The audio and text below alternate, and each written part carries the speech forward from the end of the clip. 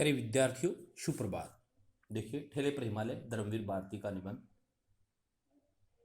कल हमने जहाँ से छोड़ा था उससे आगे देखते हैं कि लेखक है वो उत्साह के साथ कोसी तक पहुँच जाता है और जैसे ही कोसी के समीप जाता है तब उसका उत्साह है वो टूटना शुरू हो जाता है, क्योंकि कोसी के आसपास उसको कहीं बर्फ दिखाई नहीं देती है। क्योंकि बर्फ है को देखने के लिए ही तो लेखक है और लेखक के मित्र वहाँ पर गए थे और वो तब तक उनको दिखाई नहीं देती है और कोसी दिखाई देना शुरू कर देती है। तब उनका उत्साह वो हास में बदलना शुरू हो जाता है कि बर्फ तो दिखेगी ही नहीं, हम व्यर्थ में ही यहाँ आए हैं। फिर देखिए क्या होता है। समेश्वरी घाटी के उत्तर में जो ऊंची पर्वत माला है उस पर बिल्कुल शिखर पर कोसानी बसा है। कोसानी से दूसरी ओर फिर ढाल शुरू हो जाती है। कोसानी के अड्डे पर जाकर बसें रुकी, जहां पहुंचना था वहां पहुंच चुके। छोटा सा बिल्कुल उजड़ा सा गांव और बर्फ का तो कहीं नाम निशाने नहीं। कि जैसी महिमा हमने कोसी की सुन रखी थी वैसा कोई वहां कुछ हमें दिखाई नहीं दिया। बिल्कुल ठगे गए हम लोग। और लेखक ऐसा सोचना शुरू कर देता है कि कोसी के बारे में हमने जो पढ़ा था सुना था वैसा कुछ भी यहाँ नहीं है। कितना खिन्न था अपने आप में लेखक है वो, क्या हो जाता है, दुखी हो जाता है। अन्न खाते हुए बस से उतरा कि जहां था वही पत्थर की मूर्ति सा स्तब्ध खड़ा रह गया। बड़े दुख के साथ बस से नीचे उतरना पड़ा और जहां उतर के खड़ा हुआ वहीं भी पत्थर की शिला जैसे खड़ी रहती है वैसे ही खड़ा रह गया। कितना अपार सौंदर्य बिखरा था सामने की घाटी में। कि सामने की घाटी में कितना सुंदरता थी। इस कोसानी की पर्वतमाला ने हमें अपने अंचल में यह जो कलयूर की रंग बिरंगी घाटी छिपा रखी है, इसमें किन्नर और यक्ष ही तो वास करते होंगे। ये जानवरों के नाम हैं। 50 मील चौड़ी यह घाटी हरे मखमली कालीनों जैसी खेत, सुंदर गेरू की शिलाएं काटकर बने हुए लाल लाल रास्ते, जिनके किनारे सफेद सफेद पत्थरों की कतार और इधर उधर से आकर आपस में उलझा जाने वाले बेलों की लड़ियां सी नदियां। कि यहाँ अनेक नदियों का क्या हो रहा है, संगम हो रहा है। मन में बेसाख्ता यही आया कि इन बेलों की लड़ियों को उठाकर कलाई में लपेट लूं, आंखों से लगा लूं। कि इन बेलों के ही सौंदर्य को मैं क्या कर लूं, मेरी आंखों में समेट लूं, उन पर ही मुग्ध हो जाऊं। अकस्मात हम एक दूसरे लोक में चले आए थे। इतना सुकुमार, इतना सुंदर, इतना सजा हुआ, इतना निष्कलंक कि इस धरती पर जूते इस धरती पर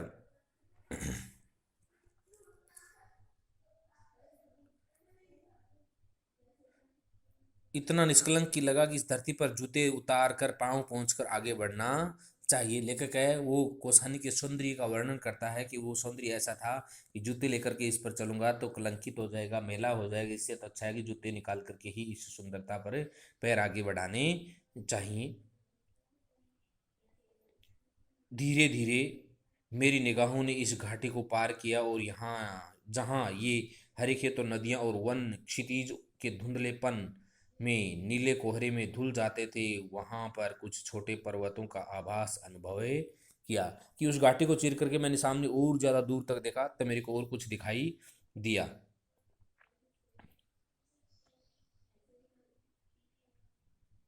वहां पर कुछ छोटे पर्वतों का आभास अनुभव किया। उसके बाद बादल थे और फिर कुछ नहीं। कुछ देर उन बादलों में निगाहें भटकती रही कि अकस्मात फिर एक हल्का सा विस्मय का धक्का मन को लगा। क्या कि वो बर्फ की जो आशा थी वो बर्फ तो किधर दिखाई ही नहीं दी। इन धीरे धीरे खिसकते हुए बादलों में ये कौन सी चीज है जो अटल है। इन बादलों के हट जाने के बाद में ये स्थिर वस्तु है वो क्या दिखाई दे रही है। ये छोटा सा बाद आभास देता हुआ, ये छोटे से बादल के टुकड़े सा, और कैसा अजब रंग है इसका, न सफेद है, न रूप हला है, न हल्का नीला है, पर तीनों का आभास देता है कि सभी रंग इसमें समावेशित हैं। यह है क्या, बर्फ तो नहीं है। हाँ जी, बर्फ नहीं तो क्या है। अकस्मात बिजली सा यह विचार मन में कौंधा। कि मन में ऐसा विचार चलने लगा है कि ये बर्फ नहीं है तो फिर है ये क्या। ऐसा लेखक के मन में विचार है, वो घूम जाता है। हाँ जी। बर्फ नहीं है तो क्या है, अकस्मात बिजली सा यह विचार मन में कौंधा कि इसी घाटी के पार वह नगाधिराज पर्वतों का राजा, पर्वत सम्राट हिमालय है। कि क्या दिखाई दे रहा है, पर्वतों का राजा हिमालय है वो दिखाई दे रहा है। इन बादलों ने उसे ढंक रखा है, वैसे यह क्या सामने है, वैसे वह क्या सामने है, उसका एक कोई छोटा सा बाल स्वभाव वाला शिखर बादलों की खिड़की से झांक रहा है। कि हिमालय है वो पूरा दिखाई नहीं दे रहा है, थोड़ा सा बादल के हटने पर एक छोटा सा स्वरूप उसका दिखाई दे रहा है। मैं हर्षा तिरेक से चीख उठा, कि मेरे मन में जैसे ही हिमालय की उस चोटी को देखा तो मेरे मन में खुशी आ गई, और खुशी के मारे मैं चिल्ला उठा, बर्फ वह देखो। शुक्ल जी, सेन सभी ने देखा, पर अकस्मात वह फिर लुप्त हो गया। बादल आगे फिर आ गए, तो बादलों के आगे आते ही हिमालय फिर दिखाई देना बंद हो गया। लगा उसे बाल शिखर जान किसी ने अंदर खींच लिया हो।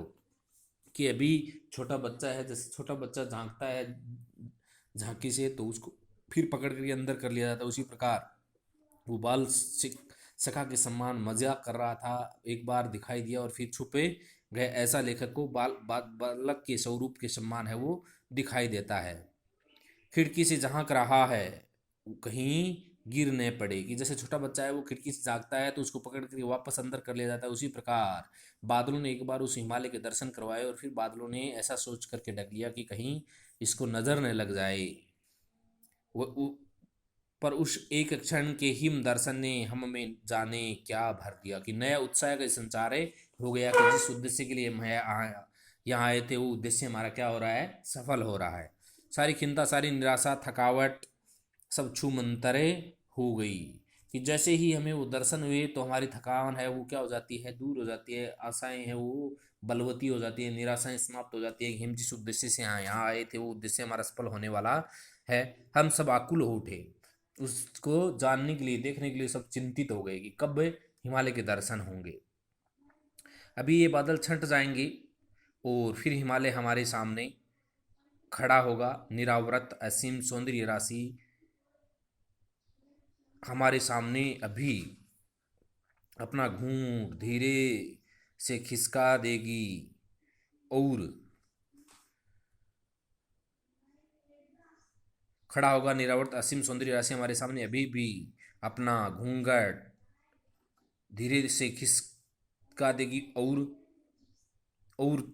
और तब सचमुच मेरा दिल बुरी तरह धड़क रहा था। उसके बाद फिर क्या होगा ऐसा मैं सोचने लग गया। शुक्ल जी शांत थे, केवल मेरी ओर देखकर कभी कभी मुस्कुरा देते थे, जिसका अभिप्राय था इतने अधीर थे कोसानी आया भी नहीं और मुंह लटका दिया। भाई शुक्ल जी हैं वो लेखक धर्मवीर भारती की तरफ देख करके इतने ऐसे चिंता प्रकट कर रहे हैं कि जैसे अभी कोसानी आया नहीं, और उससे पहले ही ऐसा सोचना शुरू कर दिया कि हमारा यहाँ आना ही क्या हो गया था, व्यर्थ हो गया था। अब समझे यहाँ का जादू। अब शुक्ल जी धर्मवीर भारती जी को कहते हैं कि यहाँ कैसा जादू है, कैसी आंख मिचौलियाँ बादलों के साथ पहाड़ के दर्शनों ने खेल ली है। डाक बंगले के खान सामे ने बताया कि आप लोग बड़े खुशकिस्मत हैं। कैसे, कि आज ही यहाँ क्या हुआ है, स्नोफॉल हुआ है, बर्फबारी हुई है साहब। 14 टूरिस्ट आकर हफ्ते भर पड़े रहे।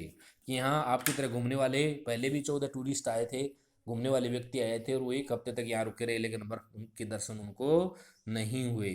आज तो आपके आते ही आसार खुलने के हो रहे हैं, कि आप बड़े किस्मत वाले हैं और आज आपको उसके दर्शन हो जाएंगे। सामने रख दिया गया सामान रख दिया गया, पर सभी बिना चाय पिए सामने के बरामदे में बैठे रहे और एक टक सामने देखते रहे। बादल धीरे धीरे नीचे उतर रहे थे और एक एक कर नए शिखरों की हिम रेखाएं अनावृत हो रही थी। कि जैसे ही बादलों ने आसमान है वो साफ होना शुरू हुआ, वैसे ही वहां से हिमालय के दर्शन होने शुरू हो गए। पहले बादलों के आवरण ने उनको ढक रखा था, और बादलों का आवरण जैसे जैसे दूर होने लगा, ज्यों ज्यों हिमालय है वो दिखाई देने शुरू हो जाता है।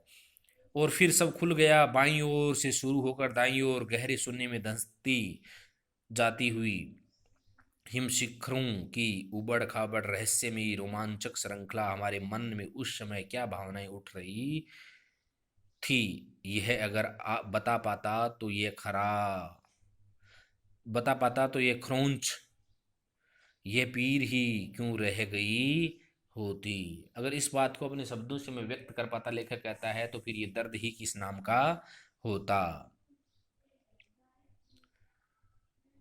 सिर्फ एक धुंधला सा संवेदन इसका आश्य था कि जैसे बर्फ की सिल के सामने खड़े होने पर मुंह पर ठंडी ठंडी भाप लगती है, वैसे ही हिमालय की शीतलता माथे पर को छू रही थी। कि लेखक कह रहा है कि जैसे ही किसी बर्फ के टुकड़े के सामने खड़े होते हैं तो उस तरफ से हवा आती है, तो वो तो शीतलता प्रदान करने वाली होती है, और अब हिमालय की हवा है वो आ रही थी तो हमें पूर्णतः आनंदित करने वाली थी।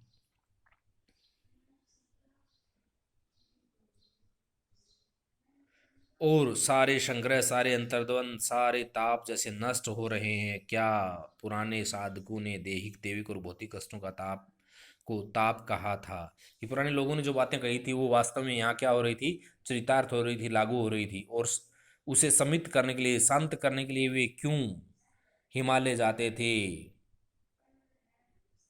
यह पहली बार मेरी समझ में आ रहा था। कि जैसे ही हिमालय में जाकर के शांति का अनुभव होता था, वो बातें प्राचीन ऋषि मुनियों की, हमारे पूर्वजों की जो बातें थी वो आज हमारे सामने साक्षात प्रकटे हो रही थी।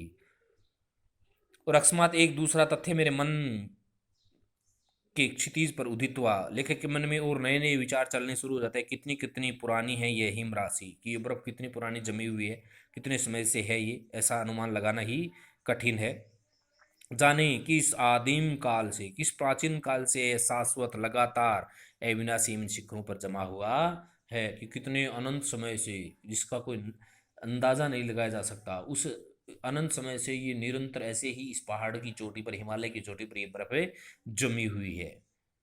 कुछ विदेशियों ने इसलिए हिमालय की इस बर्फ को कहा है चिरंतन हिम, जैसे एटर्नल स्नो ने कहा है कि ये तो सदियों से बनी हुई बर्फ है और सदियों से चलती आ रही है और सदियों तक चलती रहेगी।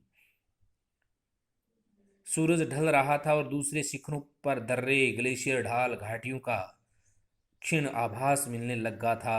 आतंकित मन से मैंने यह सोचा था कि पता नहीं इन पर कभी मनुष्य का चरण पड़ा भी है या नहीं, या अनंत काल से इन शून्य बर्फ ढके दर्रों में सिर्फ बर्फ के अंधड़ हु हु करते हुए बहते ही रहे हैं। फिर ये लेखक ऐसा सोचना शुरू कर देता है उस बर्फ को देख करके कि यहाँ जो रास्ते हैं, इन रास्तों में जो बर्फ जमी हुई है, यहाँ कभी किसी ने विचरण ही किया, ऐसा कभी सोचा ही नहीं जा सकता। सूरज डूबने लगा और धीरे धीरे ग्लेशियर में पिंगली केसर बहने लगी। कि जैसे जैसे सूर्य अस्त हुआ तो आसमान में लालिमा छाने लगी, और उस आसमान की लालिमा है वो क्या होती है, उस बर्फ पर गिरती है तो बर्फ भी केसरमय हो जाती है। जैसे केसर का रंग होता है, उस सफेद बर्फ पर सूर्य की किरण पड़ने से वो भी केसर के रंग के समान लालिमा से युक्त हो जाती है। बर्फ के लाल फूलों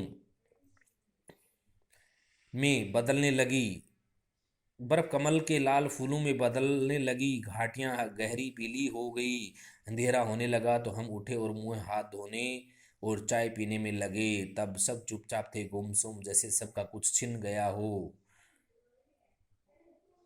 शायद सबको कुछ ऐसा मिल गया हो जिसे अंदर ही अंदर सहेजने में सब आत्मलीन हो या अपने में डूब गए।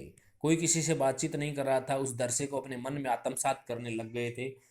सब अलग अलग अंदाज में उसके वो अपने विचारों में परिवर्तित कर रहे थे कि कैसा सुंदर दृश्य था, कैसे अंतिम सूर्य अस्त होते समय उसकी लालिमा है, जब बर्फ गिरी तो वो किस सम्मान हुई। ये सारी बातें हैं, वो सभी दर्शक हैं, लेखक हैं और उसके मित्र हैं, वो सारे अपने आप में ही अंतर्लीन करना शुरू कर देते हैं।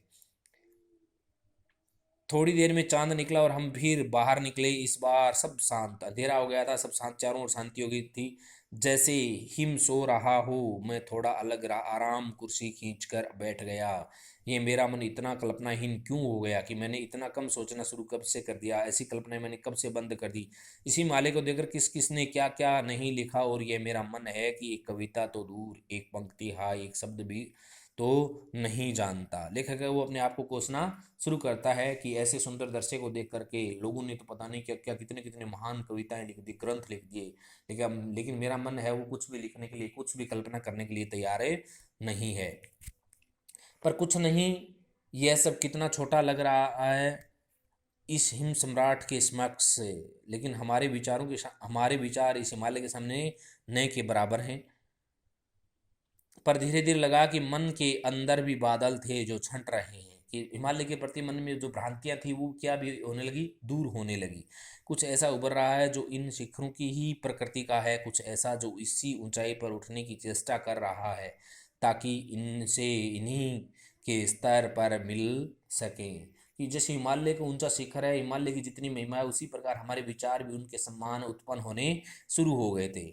लगा ये हिमालय बड़े भाई की तरह ऊपर चढ़ गया है और मुझे छोटे भाई को नीचे खड़ा हुआ कुंठित लज्जित देखकर थोड़ा उत्साहित भी कर रहा है, स्नेह भरी चुनौती भी दे रहा है, हिम्मत है ऊंचे उठोगे।